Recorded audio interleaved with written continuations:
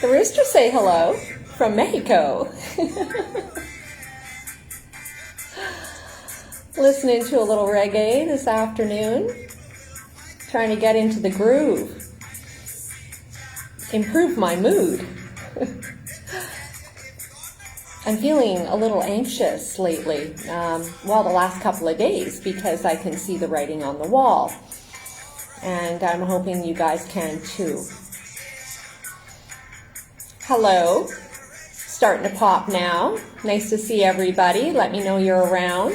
What I'm going to do, I'm going to flip on Facebook right now and just hopefully I can see the comments better, because I definitely want some interaction for this one.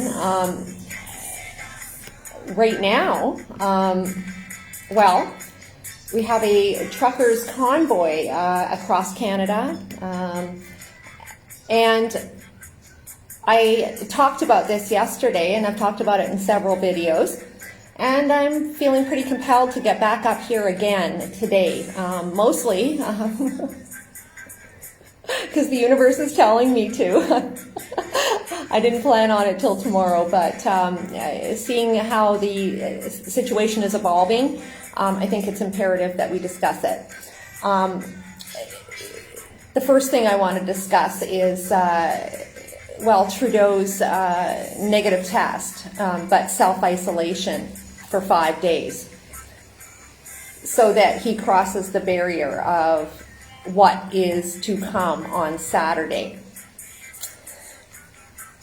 He won't be around for that. And it's not like anybody expected that he was going to be around or participating, because he's condemned this. But I think it's important that we note that his absence could potentially bring about what I am saying. And what I have been saying is, well, I keep relating it to the War Measures Act, but it's actually the Emergencies Act, because it was amended back in 1988. And honestly, I hadn't done a whole lot more digging because I heard that it was supposed to be a little bit more moderate. But what I'm finding is actually, no, it's potentially even more invasive. And that's a worry. A little story of this morning. Of course, you know, I try not to join a whole ton of groups. So the truckers convoy, I've been keeping an eye on it. And all of a sudden, you know, you just couldn't really find it. And then they started another one. So what they did was they split it off, saying that they were indicating that they were down and they were restarting another one. And I think that's really important, because in marketing, like, the thing is, why would you start another group if you were down, if you weren't down? So what you've done is you've split the interests of that group. Now, another interesting feature about the truckers convoy is there's no real mission statement. And again, that creates a worry, because when you're not 100% directed, when you're marketing, you're opening the gates to potentially bad actors, right? And again, that is sort of what I see, is an open gate. And they're doing that intentionally. Now, another thing about the groups, this morning a woman was sort of ringing the alarm bells, like I am, about Antifa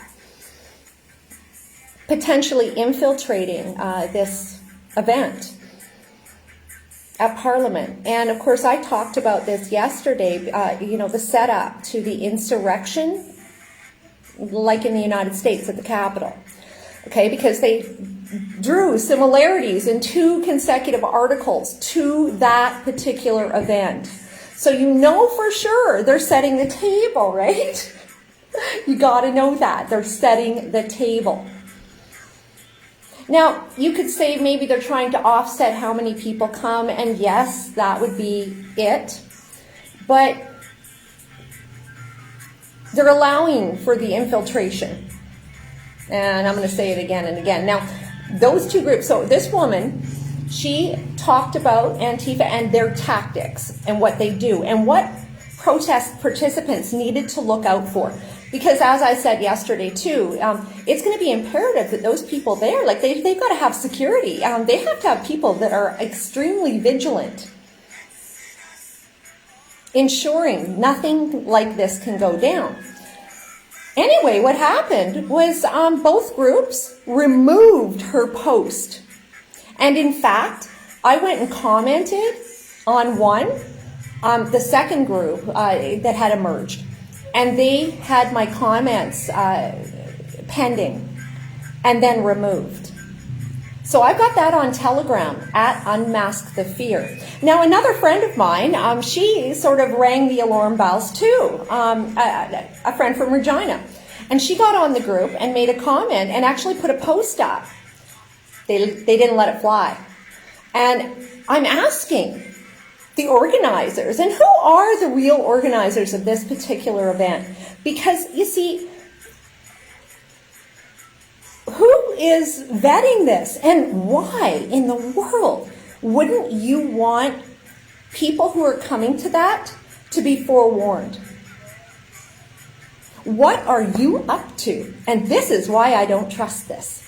Now, I know that most of those truckers showing up, driving across the country, now, number one, they're paid now, right? So they're not really considered an activist anymore. Because when activists are paid, they're paid actors. Now, I'm not saying they are, but what they've been manipulated. And they've artificially grown this because of funding. It's a marketing disaster waiting to happen. Now, I'm going to take you through the Emergencies Act. Again, it was a revision of the former War Measures Act. And I found this comparison, and I thought it was really interesting.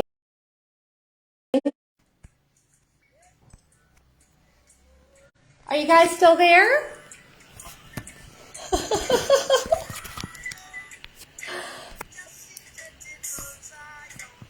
Is everybody still around? Trying to end my broadcast like that. Yeah, that's what's going on here. Just so you know, they're interfering with my wireless connection. They don't want you to know what they're up to. That's what's going on here, guys. So pay attention to what I'm saying, because this is coming down. Can you believe it? That would mean Mexico is involved, right? Yeah, the UN. I'm not wrong. In any case, we're going to go through this, and we're going to take a comparison of these agreements. Now, why in the world would they have a problem with that? Comparing an agreement or an act, a Canadian act. Again, they don't want you to know. The new Emergencies Act, 4 times the War Measures Act. Intro, the Emergencies Act allows the Canadian governor in council to declare any 4 different kinds of emergencies. Under a declaration of an emergency, the governor in council can exercise extraordinary powers without getting the prior approval of Parliament. Okay? The Emergencies Act recently replaced the War Measures Act, which had been invoked during the First and Second World Wars and during the October crisis of 1970.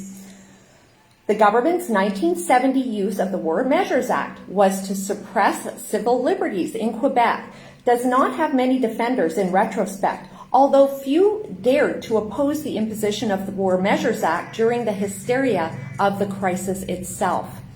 Subsequent widespread concern about the invocation of war measures during the October crisis formed the background for the enactment of the Emergencies Act. In fact, when Defense Minister Beatty introduced the legislation on behalf of the government, he claimed that its purpose was to prevent the abuses of civil liberties and that had taken place under the War Measures Act.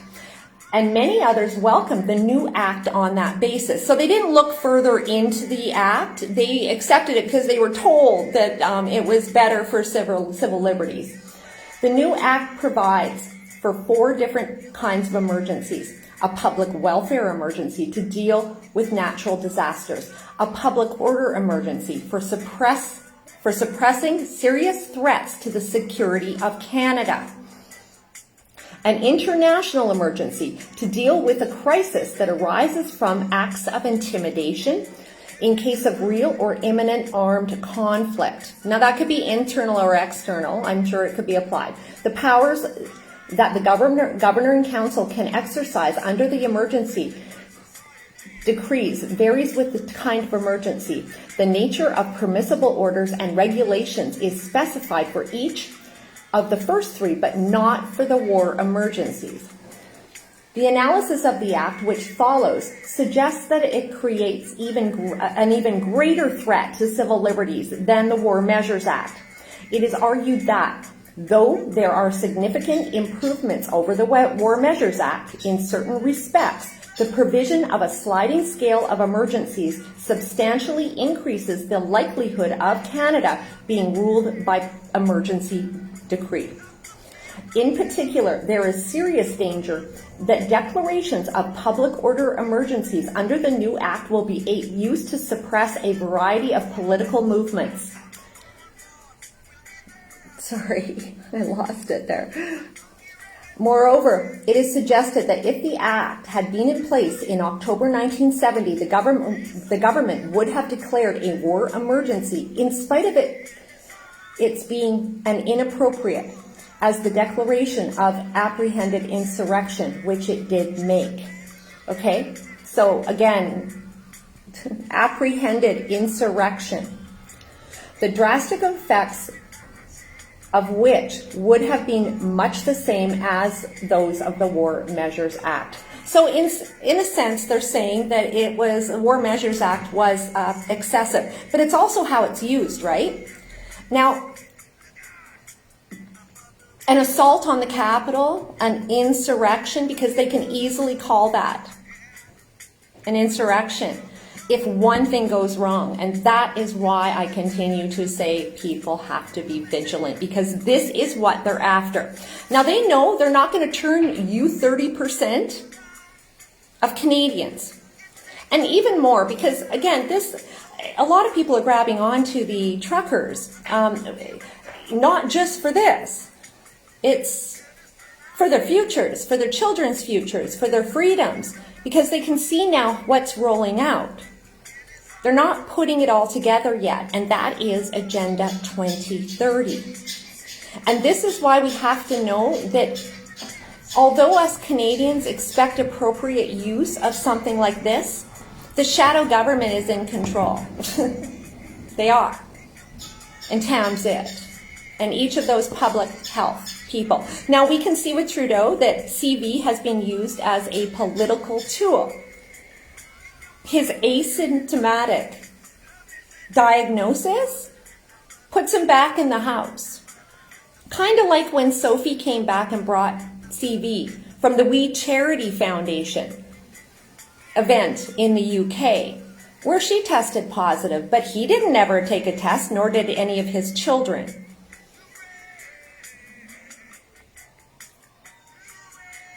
Again, when he went in the House, that is when the states of emergencies went down across the country within that week. Listen to the bird. In any case, guys, this is what the worry is. It truly is. And this is where we have to, the writing's on the wall. It's in the papers. It's in marker. And I found it interesting that truckers' convoy was going to delete my comments. And again, I know 2 people now who have posted on there, not a warning, but an advisement to say, these are the things that can happen, and how are you going to offset that? And guess what? Delete. So who's in charge? I'll tell you who's in charge. That would be the purveyors of Agenda 2030, because CV is a tool to that end, to global government. And when this all goes down, the global government, like, they're in control under these states of emergency through those public health, those chief of public health across the country. In any case, let's go on. The Act itself is described in some detail and is compared with the War Measures Act. The relationship to the Act, to the Charter of Rights and Freedoms and Canadian Bill of Rights, and to the International Covenant on Civil and Political Rights is also examined. The Act purports to give the federal cabinet the authority to exercise many powers constitutionally reserved to the provinces. Certain aspects, so it takes it out of the province's hands, okay? Which is why we've got Mo pulling back, because he knows there's something bigger at play. Certain aspects of the authority granted may be ultra vires and federal government. This will also be discussed. The War Measures Act was in place for 75 years. It is unlikely that its 1914 framers could have conceived of its use during a situation like the October crisis, because it was used opportunistically, right? Under Trudeau, Justin's dad.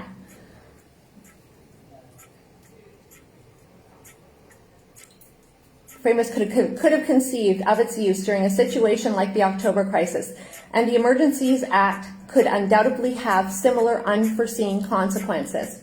It is concluded that those concerned about civil liberties, including the right of Canadians to organize strong opposition to governmental policies, should work towards amending this act. Well, it hasn't been done. That's what's going on. It's crazy because I was really gathering a bit of a crowd there, and all of a sudden they cutting me off really screwed me up. Crazy.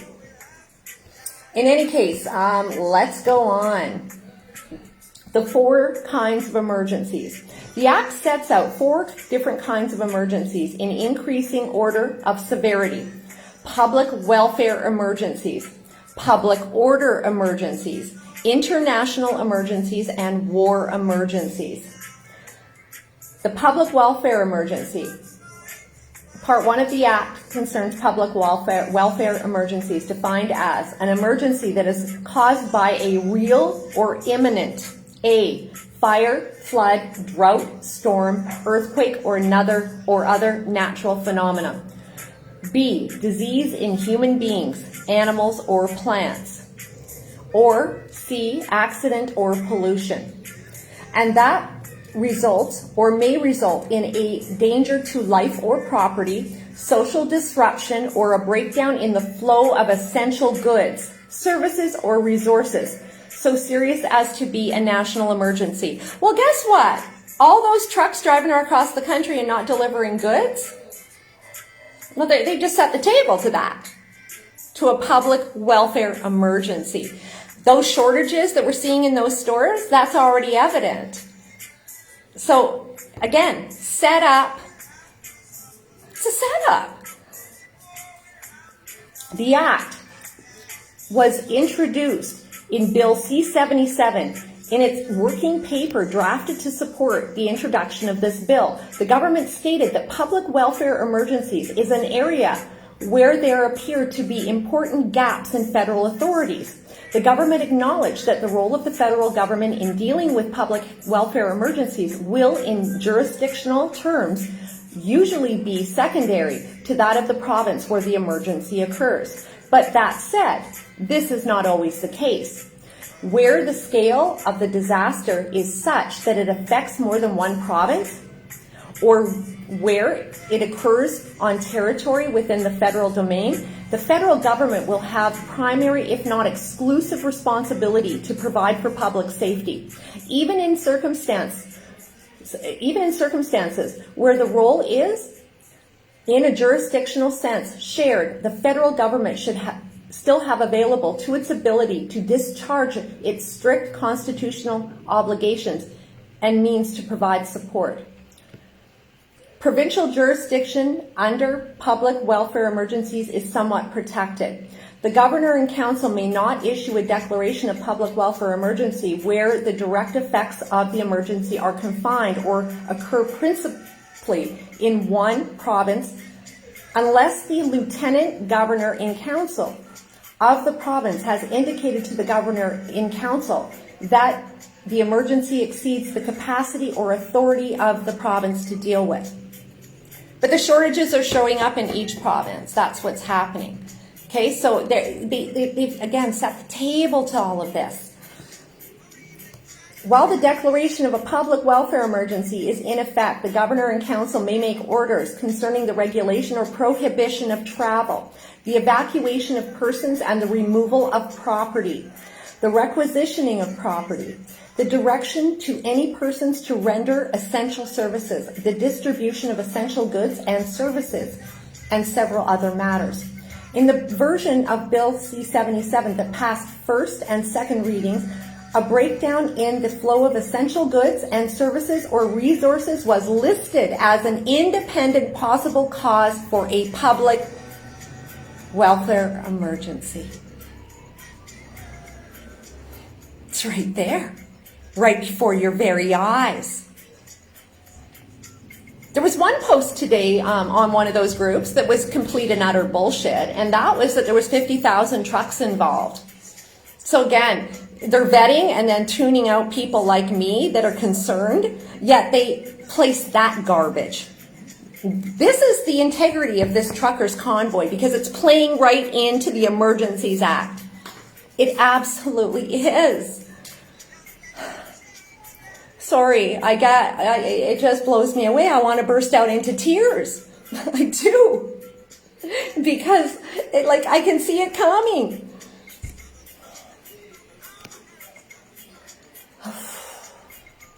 All right.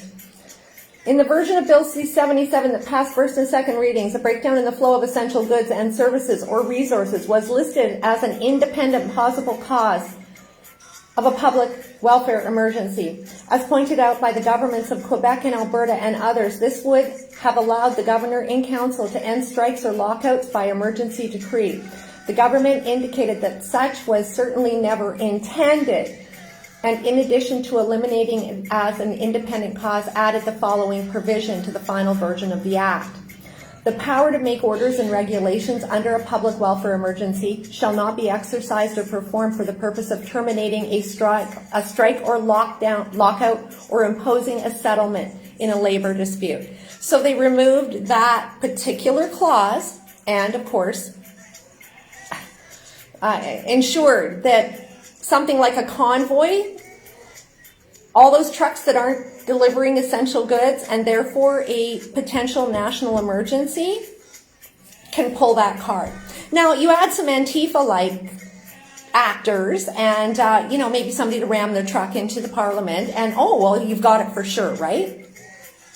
Because what you've done is you've created the scenario for multiple reasons to pull this Emergencies Act card.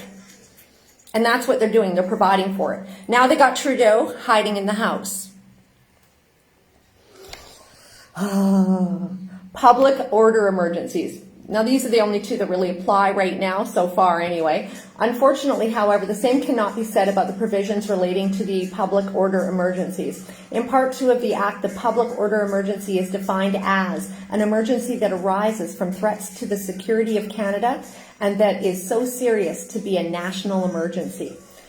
The Act states that threats to the security of Canada has the meaning assigned by Section 2 of the Canadian Security Intelligence Service Act, which reads, threats to the security of Canada means espionage or sabotage that is against Canada or is detrimental to the interest of Canada or activities directed toward or in support of such espionage or sabotage. B, foreign influenced activities within or relating to Canada that are detrimental to the interests of Canada and therefore are clandestine or deceptive or involve a threat to any person. C, activities within or relating to Canada directed towards or against persons or property for the purpose of achieving a political objective within Canada or a foreign state. Activities directed toward undermining by covert unlawful acts or directed towards or intended ultimately to lead to the destruction or overthrow by violence of the constitutionally established system of government in Canada. And that's where you sovereigns come in, where they're using you. Then they will be.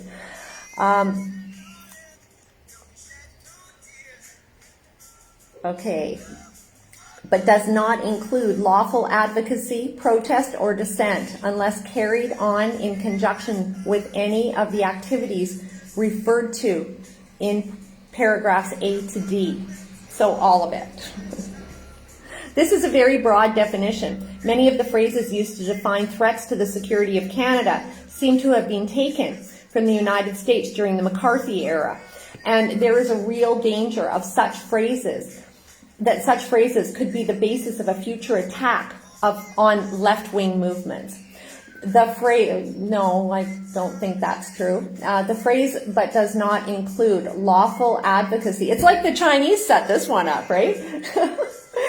The phrase, but does not include lawful advocacy, protest, or dissent appears to be reassuring until it is read in the context of the unless at the end of the definition. Read carefully. It clearly implies that lawful advocacy, protest, or dissent is a threat to the security of Canada if it is carried out in conjunction with one of the activities listed in paragraphs A through D.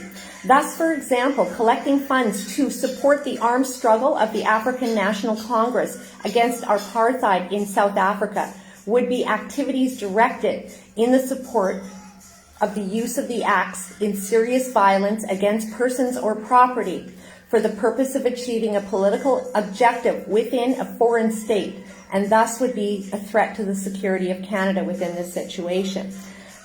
But does it apply to the $2.4 million that has been raised? Because that's how much they've raised too. So they're actually, and if any of that has come from a foreign source, which I'm sure it has, well, that could be purported as, again, a justification for what's to come.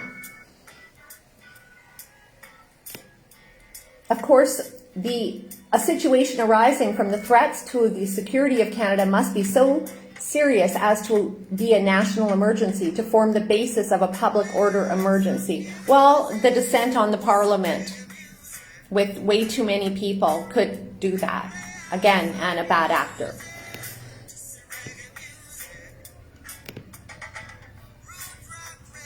Am I still there? I seem to be. I'm not sure anymore. In any case, let's go on. First, I'm checking to see if I'm actually coming up here, because it's like I've been all frozen. Yeah, still alive. Isn't that interesting? I think there's a lot of interruptions, though. I'm sorry about that, but they don't want you to get my message. You know, if I had the viewers, this is the funny thing, and they still want to shut me up. They knock you off my feed. It's crazy, isn't it? But they're working excessively hard at it. Crazy times. In any case, what kinds of events are likely to lead to a declaration of a public order emergency? The main motivation for the introduction of the Act is said to have been to allow a less severe response than the War Measures Act to events like those of 1970. That's when Pierre Laporte, the FLQ crisis, Pierre Laporte was kidnapped, and that invoked the War Measures Act across the country.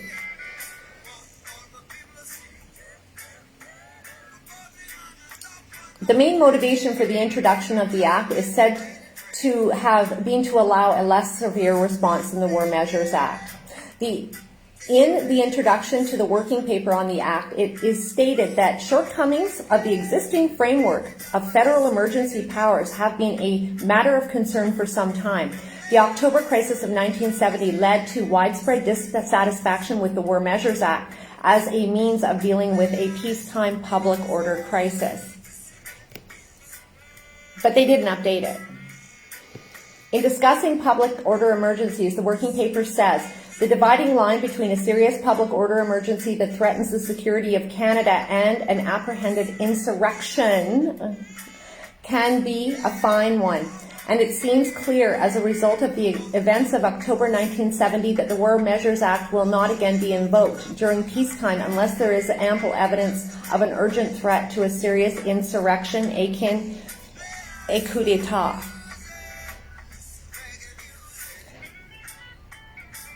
This appears to be saying that the subsequent reaction to the use of the War Measures Act makes it politically very difficult to use such measures in future unless there is a genuine apprehended insurrection. I agree. But I submit that this is, as it should be, extraordinary measures should not be invoked except in extraordinary circumstances.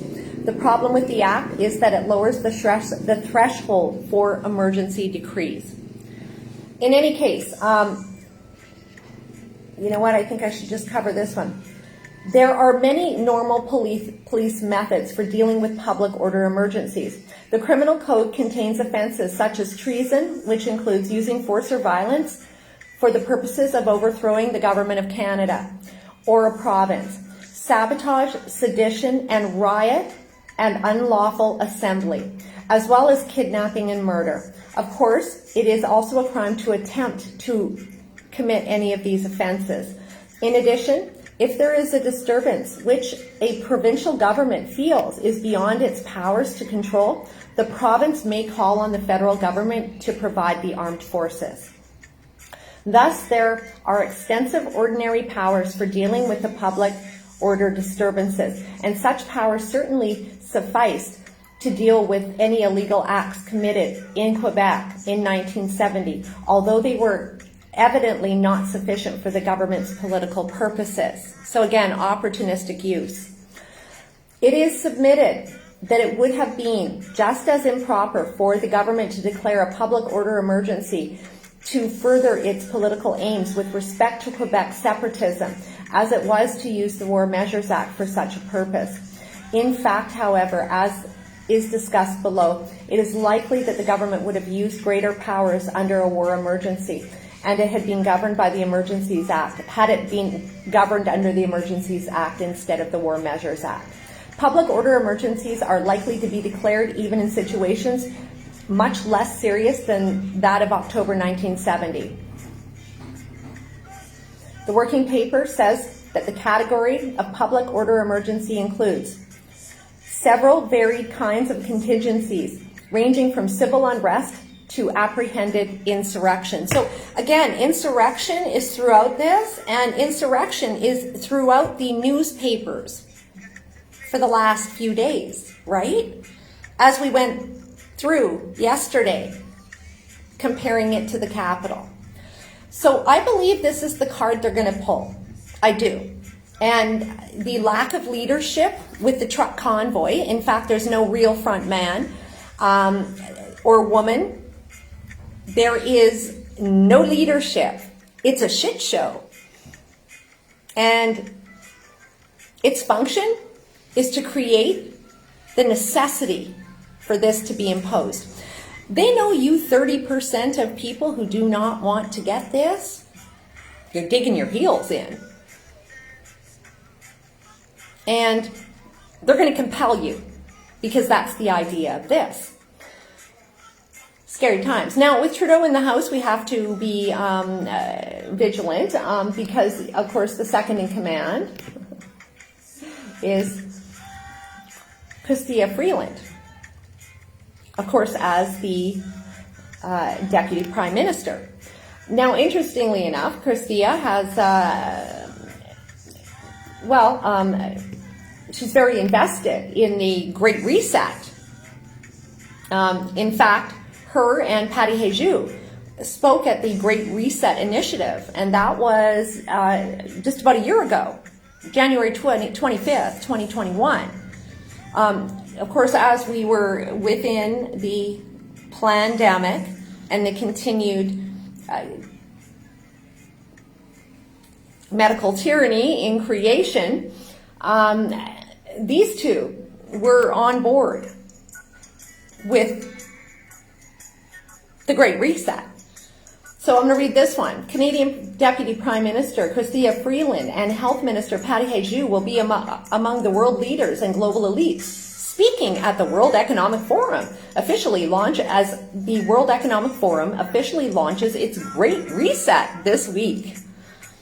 They launched the Great Reset in March of 2020, pretty much after Davos, right? They did. But again, they got to make it look good, because the controlled media made sure that the Great Reset was not mentioned until the fall of 2021. The fall of 2020. I know that because, see, I had videos that were censored talking about the Great Reset in May of 2020. But I was too far ahead of the game. And again, that's how censorship works. Of course, most people aren't aware that this is what happened at the World Economic Forum because of all the distractions. But this is what's going on under the wire. The Great Reset is to the goals of UN Agenda 2030. That's what's at play here. Freeland is scheduled to participate in an implementing stakeholder capitalism panel Tuesday evening, which aims to examine how investors and governments can work together to advance stakeholder capitalism in their region. Health Minister Patty Hajdu will be speaking on Thursday afternoon's Restoring Cross-Border Mobility panel, which looks at the policies, practices, and partnerships needed to reopen borders and enable essential travel in a safe and sustainable way. Again, safe and sustainable, all code words of UN Agenda 2030. I'm going to tell you who's in charge of that trucker convoy, and I can tell you who's pulling the strings. It's the UN. Setting the table to pull that Emergencies Act. And if they do, that is the final, that's the nail of freedom. That's the literal nailing of the casket of freedom. 100% on board. Now, why do they need everybody on board with this? Well, because again, it's part of the sustainable model. Now, we know that CV is a political tool, and it was a political tool to the end of a medical tyranny. Who's in charge? WHO, World Health Organization. They're in charge of this matter, and they have been since January 30th, 2020, globally. They're making it look like government's at work, but it's not. The shadow government's at work here. And again, you know that when we've got a setup coming right at us. Drives me crazy. In any case, the end of this, and the reason they want all this is because, again, they're looking for biological convergence, and that is a great part of this endeavor. And I'm just going to quickly, I did a full video on this, about 9 months ago, but just so you can get an idea.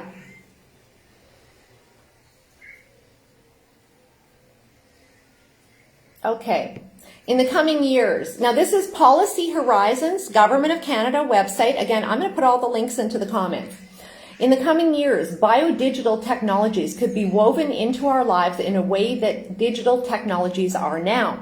Biological and digital systems are converging, coming together, right? And could change the way we work, live, and even evolve as a species. As I keep telling you, this is the genetic modification of humanity, okay? More than a technological change, this biodigital convergence may transform the way we understand ourselves and cause us to redefine what we consider human or natural. Biodigital convergence may profoundly impact our economy, our ecosystems, and our society. Being prepared to support it while managing its risks with care and sensitivity will shape the way we navigate social and ethical considerations, as well as guide policy and governance conversations. Now, of course, this all emerged on the government's websites. This was in, I believe, January of February 11th, 2020. That's when it all came down. So immediately before a pandemic was ever even called, because, well, it was called on January 30th, 2020, prematurely. And again, setting the table, because this is what this is about. CV is the political tool, and in their minds, they're upgrading humanity, but they already know it's going to be a significant toll. And, well, that humans are being redefined, as I continue to say, but it's right there in print. So, 1, full physical integration of biological and digital entities. 2, coevolution of biological and digital technologies. 3, conceptual convergence of biological and digital systems. So, we are being genetically modified to this end. Because, again, asymptomatic transmission. Every time a politician has to disappear, they use the CV excuse now. Every time something's underway, they're using CV as the excuse. Biological convergence is opening up striking new ways to, number 1, change human beings, our bodies, our minds, and behaviors. Because this is not only a physiological change, it's a mental change and a behavioral change. This is genetically altering us to what they want. And it's not going to be where you started. Change or create other organisms. Usher in transhumanism. Alter ecosystems. So our ecosystems are set to change. And again, your ecosystem would be your home, how you live, home ownership, all of those things. This is massive. Agenda 2030 has 17 utopian goals. And, well, they can't do it with all of us here. Sense, store, process, and transmit information. Manage biological innovation. Structure and manage production and supply chains. Possible characteristics of possible characteristics of the biodigital system. Democratization. Well, we can see they're pulling it apart, but see what this is actually a rebranding of all the things we've come to know in our lives. So democratization, decentralization, geographic diffusion, scalability, customization, reliance on data. Initial policy relevant questions. Economic. Could traditional resource-based competitive advantages fade? Would education and training systems need to be adapted to address potential skills gaps? What could data protection and intellectual property frameworks look like in a biodigital era? How can policy foster a competitive business environment in a biodigital world? There's a whole bunch, and I guess, you know what, I should go through this, but let's just go to this part, which I think is important, and that is full physical integration of biological and digital entities. Digital technology can be embedded in organisms, and biological components can exist as parts of digital technologies. The physical meshing, manipulating, and merging of the biological and digital are creating new hybrid forms of life and technology, each functioning in the tangible world, often with heightened capabilities. Robots with biological brains and biological bodies with digital brains already exist, as do human, computer, and brain-machine interfaces. The medical use of digital devices in humans, as well as digitally manipulated insects such as drone dragonflies and surveillance locusts, are examples of digital technology being combined with biological entities. By tapping into the nervous system and manipulating neurons, tech can be added to an organism to alter its function and purpose. New human bodies and new senses of identity could arise as the convergence continues. So you're noticing the convergence continues. Again, all back to 2020.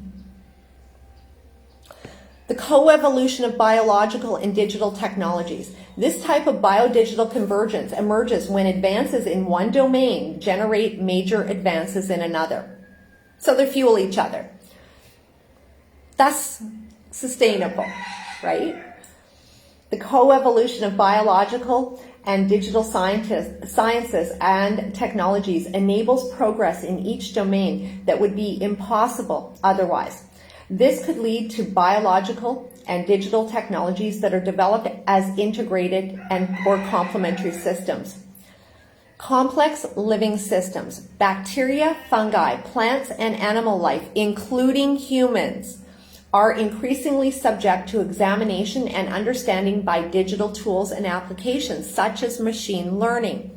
This deeper understanding enabled by digital technologies means that biology is subject to influence and manipulation that was not possible a few years ago. For example, gene sequencing combined with artificial intelligence leads to understanding genetic expression, which is then used to alter existing organisms to create organic compounds in new ways, or entirely synthetic organisms. The CRISPR-Cas9 approach and other new gene editing techniques would have been impossible without the evolution of digital technology and bioinformatics. Advances in digital technologies have helped the advancement of the biodigital. We are seeing a greater understanding of biology, which is fueling the progress in the field of biological computing. Neural nets, computer systems that are designed based on biological brains, are now an example of how biological understanding is shaping digital technology. There is also a blurring between what is considered natural or organic and what is digital, engineered, or synthetic. For example, biosynthetic vanilla is created using ferulic acid, eugenol, and glucose as substrates, and bacteria, fungi, and yeasts as microbial production hosts. Although it does not come from the vanilla plant, both under US and EU food legislation, its production from microbial transformations of natural precursors allows it to be labeled as a natural flavoring. So this has already been at work for some time. That's my point here.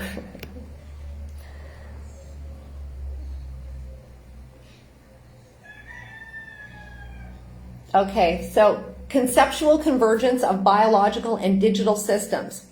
A third form of biodigital convergence involves a shift in perspective that could reshape our framing and approach to biological and digital realms, facilitating the blending of the two. As we continue to better understand and control the mechanisms that underlie biology, we could see a shift away from vitalism. The idea that living and non-living organisms are fundamentally different because they are thought to be governed by different principles. Instead, the idea of biology as having predictable and digitally manageable characteristics may be increasingly common as the result of living in a biodigital age. Any student of biology today will have grown up in a digital world and may consciously or subconsciously apply that frame of reference to bioinformatics and biology generally, while they've been propagandized to that end. In any case, guys, this is more than this. It's not a V in its original intention of the meaning.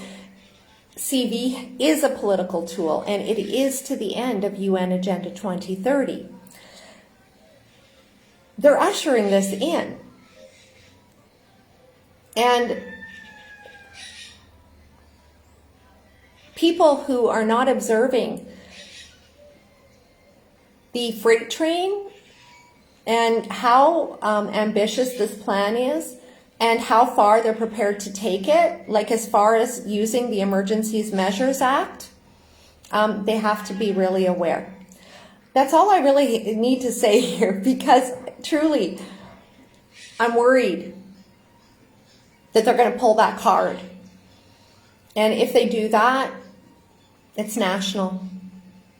And their powers are absolutely overreaching.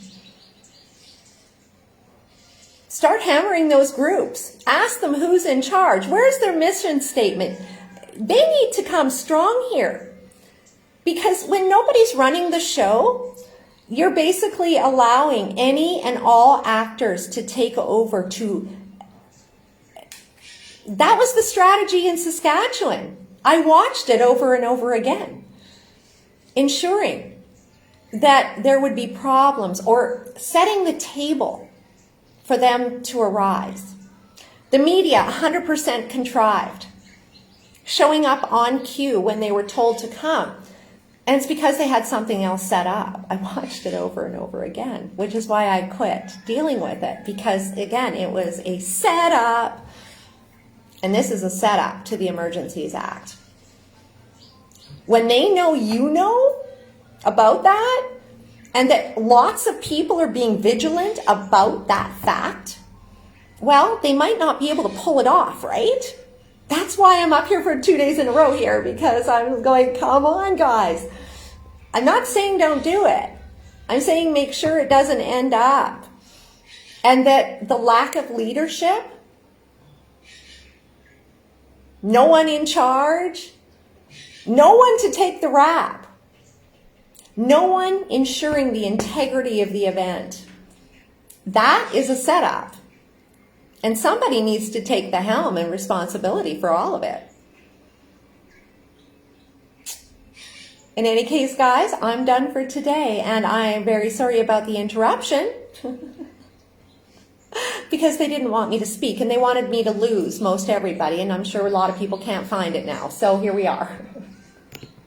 Even from Mexico, because the UN's talons, they're far-reaching, and we have to know that. They want this global government, and they are determined to get it. And we need to understand how determined they actually are.